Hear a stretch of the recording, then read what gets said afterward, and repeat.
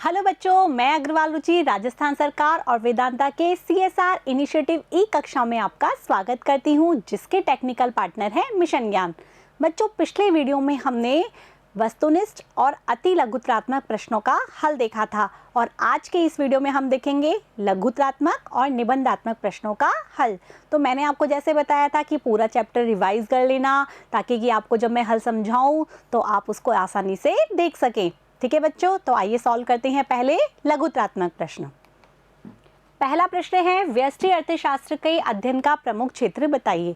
बच्चों, जो लघुत्रात्मक प्रश्न है उनके आंसर आपको 50 से 60 शब्दों के बीच में देने हैं। आपको वर्ड लिमिट्स का हमेशा ध्यान रखना है, ताकि कि आप आंसर उसका एकदम सटीक दे पाएँ। फालतू चीज़ें नहीं भरनी उसमें, केवल जो आपको पॉइंट टू पॉइंट आंसर देना है। ठीक है बच्चों, तो व्यष्टि अर्थशास्त्र का क्षेत्र क्या है? याद आया? वो चार्ट बनाया था हमने जिसमें व्यष्टि अर्थशास्त्र का क्षेत्र था और समष्टि अर्थशास्त्र के क्षेत्र थे। तो व्यष्टि अर्थशास्त्र के क्षेत्र में व्यक्तिगत इकाइयों के आर्थिक व्यवहार का अध्ययन किया जाता है। तो व्यक्तिगत इकाई से कितने संबंधित हैं? 5।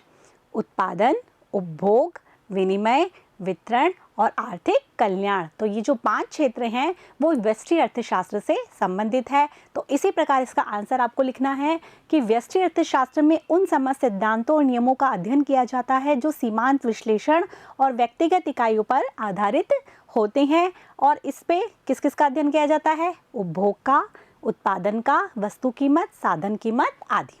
ठीक है बच्चों, अब इसके बाद है अगला क्वेश्चन, समष्टि अर्थशास्त्र के अध्ययन के प्रमुख क्षेत्र कौन से हैं? तो समष्टि अर्थशास्त्र में व्यक्तिगत इकाइयों के आर्थिक व्यवहार का अध्ययन न करके हम व्यक्तिगत इकाइयों के समूह अर्थात देश की अर्थव्यवस्था के आर्थिक व्यवहार का अध्ययन करते हैं।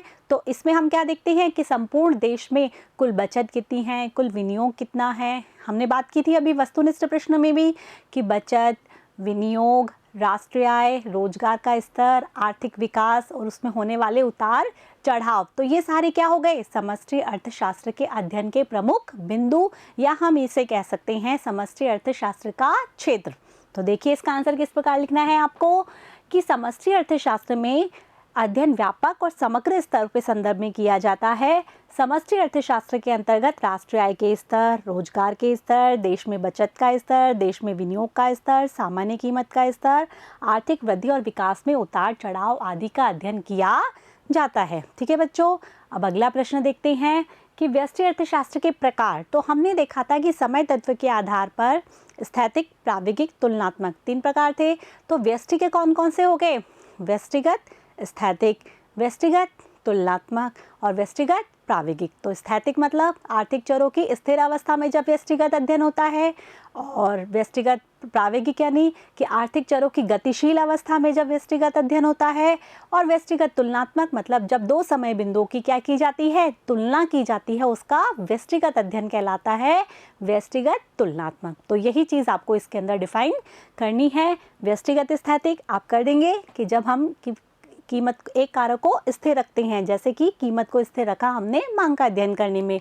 इसके बाद व्यष्टिगत तुलनात्मक जब 2 स्थिर अवस्थाओं की क्या की जाती है? तुलनात्मक। और जब व्यष्टिगत प्राविगिक पे जब आर्थिक चरों की निरंतर गतिशील अवस्था में अध्ययन किया जाता है। ये था। और अगला प्रश्न है उत्पादन संभावना वक्र। हम पढ़ चुके थे कि दी हुई तकनीकी और उत्पादन के साधन दिए होने पर, जो कि कैसे होते हैं? सीमित। जो देश है 2 विभिन्न संयोगों को उत्पादित कर सकता है, उन विभिन्न संयोगों को दिखाने वाला जो वक्र है वो क्या कहलाता है? उत्पादन संभावना वक्र। बच्चों चाहे तो आप इसमें ये वाला डायग्राम भी बना सकते हैं कि ये आपका क्या है? PPC, production possibility curve. और यहाँ पर आप X वस्तु और यहाँ पर आप Y वस्तु दिखा सकते हैं। और ये जो आपके हैं विभिन्न क्या हैं? संयोग है। ठीक है बच्चों, A, B, C। अब आगे के लिए क्वेश्चन हम देखते हैं, अवसर लागत किसे कहते हैं? तो यहाँ हमने बात की थी कि एक वस्तु के उत्पादन की मात्रा बढ़ाने के लिए दूसरे वस्तु के उत्पादन की मात्रा का क्या करना होता है? त्याग। तो ये जो त्यागी गई मात्रा है वही क्या कहलाती है? अवसर लागत। इसके एग्जाम्पल्स भी हमने देखे थे। बच्चों आप यहाँ पर भी डायग्राम बना सकते हैं उत्पादन संभावना वक्र का, ये X और ये Y। यहाँ आप इसका एक्सप्लेनेशन भी लिख सकते हैं, जैसे कि मैं बताती हूँ उस तरीके से कि A, B, C। तो यहाँ आपको क्या होना है? यहाँ पर हमने लिख दिया D ई एफ, यहाँ जी एच आई, ये हमने विभिन्न बिंदु दर्शा दिए। फिर आप ये लिख सकते हैं कि हम यदि x की g से h मात्रा पर जाते हैं, g से h मात्रा पर जाने के लिए हमें क्या करना होता है, y वस्तु की हमें क्या करना होता है, यदि हम g से h मात्रा पे जा रहे हैं अर्थात y वस्तु की e और इसकी f और e, तो हमें क्या करना होता है, इसकी f मात्रा से e मात्रा पर आना पड़ता है अर्थात f से e मात्रा का हमें क्या करना होता है, त्याग। तो ये जो त्यागी गई मात्रा है यही क्या कहलाती है, अवसर लागत। इसको आप डायग्राम बना के और इसका एक्सप्लेनेशन देकर भी सॉल्व कर सकते हैं, तो ये आंसर और भी अट्रैक्टिव हो जाएगा। ठीक है बच्चों, तो आपको अवसर लागत की क्या लिखनी है, डेफिनेशन लिखनी है, उसके बाद ये डायग्राम बनाना है और इसमें आपको दिखाना है कि यदि हम एक वस्तु की मात्रा को बढ़ाते हैं तो किस प्रकार से दूसरी वस्तु की मात्रा का हमें क्या करना होता है, त्याग। तो ये जो त्यागी गई मात्रा है वही क्या कहलाएगी, अवसर लागत। ठीक है, नेक्स्ट क्वेश्चन देखते हैं। अर्थशास्त्र की निगमन और आगमन पद्धति का संक्षिप्त वर्णन कीजिए। इसके बारे में हमने बात की थी कि निगमन पद्धति अर्थात तर्क विधि, निराकार विधि। बोला था ना हमने किसके दो नाम हैं, तर्क विधि, निराकार विधि और तीसरा नाम और है काल्पनिक विधि। इसमें हमने बताया था कि इसमें सामान्य से विशेष की ओर अध्ययन किया जाता है और इसका उपकरण क्या है, तर्क। और आगमन विधि में हमने बात की थी कि इसका विशेष से सामान्य की ओर अध्ययन किया जाता है और इसमें तथ्यों और समंकों का प्रयोग किया जाता है। अर्थशास्त्र के जो नियम होते हैं उसे हम सामान्य व्यवहार में देखते हैं। तो यही आपको इसका आंसर लिखना है, निगमन विधि का और आगमन विधि का। कि निगमन विधि, इसमें विशेष व्यक्तिगत इकाई के आर्थिक विश्लेषण किसके आधार पर होता है, तर्क के आधार पर। सामान्य सत्य के आधार पर हम विशिष्ट सत्य का पता लगाते हैं। और इसके बाद है आगमन विधि, तो इसमें भी आपको इस तरीके से इसमें इसका आंसर लिखना है कि इसमें हम विशेष से सामान्य की ओर जाते हैं अर्थात अर्थव्यवस्था के जो विशेष नियम हैं उसको हम सामान्य व्यवहार में देखते हैं। यही है इसका आंसर कि समंक और सांख्यिकी विधि के द्वारा इसमें अध्ययन किया जाता है। तो बच्चों ये थे आपके लघुत्रात्मक प्रश्न और अब हम देखेंगे निबंधात्मक प्रश्नों का हल कैसे किया जाए। तो आइए देखते हैं। पहला प्रश्न है, सीमितता व चयन के संबंध को विस्तार से समझाइए। तो सीमितता क्या होती है, हमने बताया था कि हमारी आवश्यकताएं क्या होती हैं, असीमित, और उसकी पूर्ति के साधन कैसे होते हैं, सीमित। तो हमें क्या करना होता है, उन असीमित आवश्यकताओं की पूर्ति उन सीमित साधनों में करनी होती है। यही क्या होता है, चयन। ठीक है, तो चयन करने के लिए हमें बहुत चीज़ों को देखते हैं कि जो आवश्यकताएं अधिक तीव्र हैं उसे तो हम पहले पूरी करेंगे, जो कम है उसको भविष्य के लिए टाल देंगे। और कुछ ऐसी आवश्यकताएं होती हैं जिनकी पूर्ति हम कर ही नहीं सकते, उन्हें हम अप्राथमिक और गौण आवश्यकताएं कहते हैं। तो आपको इसी को आपको डिस्क्राइब करना है इस तरीके से, आवश्यकताएं सीमित, साधन सीमित, और इन दोनों के बीच में क्या हो, तालमेल हो, और किस प्रकार से चुनाव की समस्या हमारे सामने आती है, क्योंकि हम असीमित आवश्यकताओं की पूर्ति किस में से करते हैं, सीमित। तो आपको ये तो दिखानी है सीमित साधन मतलब सीमितता, और उन असीमित आवश्यकताओं की पूर्ति करनी है तो इसके बीच में हमें क्या करना होता है, चयन, जो चयन की समस्या है। इसका आंसर आपको इस तरीके से देना है। ठीक है बच्चों, अगला प्रश्न देखिए। अगला प्रश्न है, किसी अर्थव्यवस्था की केंद्रीय समस्याओं का उल्लेख करिए और इनकी उत्पत्ति के कारणों का वर्णन कीजिए। आपको केंद्रीय समस्याएं भी बतानी है और उनकी उत्पत्ति के कारण भी बताने हैं। तो केंद्रीय समस्याएं हम बात कर चुके हैं, 3 केंद्रीय समस्याएं हैं, क्या उत्पादन किया जाए, कैसे उत्पादन किया जाए और किसके लिए उत्पादन किया जाए। तो आपको 1 बाय 1 सभी समस्याओं का हल निकालना है। जैसे कि हम बात करें क्या उत्पादन किया जाए, तो आपको इसमें ये बताना है कि अर्थव्यवस्था के सामने ये समस्या होती है कि हम किस वस्तु का उत्पादन करें, क्योंकि हमारे साधन कैसे होते हैं, सीमित। यदि हम उपभोक्ता वस्तुओं की यदि उत्पादन करते हैं तो हम पूंजीगत वस्तुओं के बिना रह जाते हैं, यदि हम पूंजीगत का करते हैं तो हम उपभोक्ता के बिना रह जाते हैं। तो ये हमारी क्या है, समस्या। ठीक है बच्चों, इसमें आप आराम से इसका उदाहरण दे सकते हैं और चाहे तो आप इसका डायग्राम भी बना सकते हैं। इसका डायग्राम हमने बताया था इस तरीके से, यहाँ तो आ जाएगा हमारा मक्खन यानी उपभोक्ता वस्तु, और यहाँ आ जाएगी बंदूक यानी कि पूंजीगत वस्तु, और इसके जो विभिन्न संयोग यहाँ जो A, B, C, D उसमें से हमें चयन करना होगा। इसी प्रकार हम सेकंड समस्या जो हमारी कैसे उत्पादन किया जाए उसमें भी हम इस तरीके से बताएंगे कि हमारे सामने 2 तकनीकें होती हैं, श्रम प्रधान और पूंजी प्रधान। तो हमें ये चयन करना होता है कि हम कौन सी तकनीक से उत्पादन करें। तो उसके लिए भी आप इस तरीके से डायग्राम बनाइए।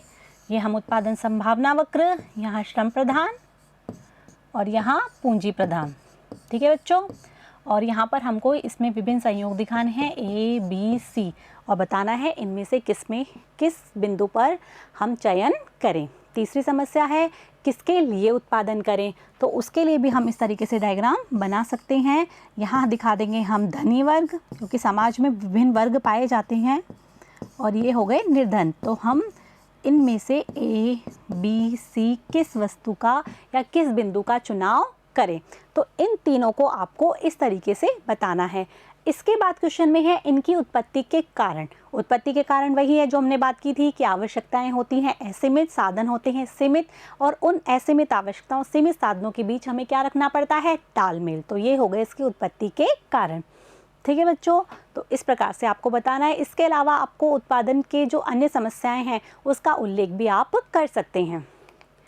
अगला है मुख्य आर्थिक समस्याओं को उत्पादन संभावना वक्र व अवसर लागत की धारणा से बताना है। तो बच्चों इसमें आप फुल डायग्राम का यूज़ कीजिए और उस हिसाब से आप इसको विस्तार पूर्वक बताइए। जैसे आर्थिक समस्याएं हैं, तीनों आर्थिक समस्याएं हैं, क्या उत्पादन किया जाए, जिसके लिए हमने अभी डायग्राम बनाया था ये वाला। ये हमारा एक्स अक्ष है, ये हमारा वाई अक्ष है, और यहाँ पर हम बताएंगे मक्खन जो कि उपभोक्ता वस्तु है, और यहाँ पर दिखाएंगे हम बंदूक जो कि कौन सी वस्तु है, पूंजीगत वस्तु। इसके विभिन्न बिंदु ए बी और सी। तो आपको ये बताना है कि इनमें से चुनाव करना होता है कि हम किस बिंदु का चुनाव करें। तो यही है समस्या। दूसरी समस्या है हमारे सामने कैसे उत्पादन करें। तो यहाँ पर वही श्रम और यहाँ पर पूंजी। फिर आपको इसके विभिन्न बिंदु दिखाने हैं ए बी सी कि हम इसमें से कौन से बिंदु का चुनाव करें। और जो तीसरी समस्या है वो है हमारी किसके लिए। तो यहाँ पर वही आपको धनी और वही यहाँ पर आपको निर्धन दिखाना है, और इसके बारे में आपको बताना है कि इसमें से हमारे सामने ये समस्या है कि हम इस बिंदु में से किस बिंदु का चुनाव करें। यदि हम यदि वितरण धनी वर्ग को कर देते हैं तो निर्धन वर्ग एकदम पिछड़ा हुआ रह जाता है और आय का समान वितरण नहीं हो पाता। तो हमें चुनाव करना होता है ए बी सी कि हम किस बिंदु का चुनाव करें। इन तीनों डायग्राम को आपको बना के इनकी एक्सप्लेनेशन जैसा कि मैं बताती जाती हूँ वो आपको इसके अंदर लिखनी है, ठीक है बच्चों।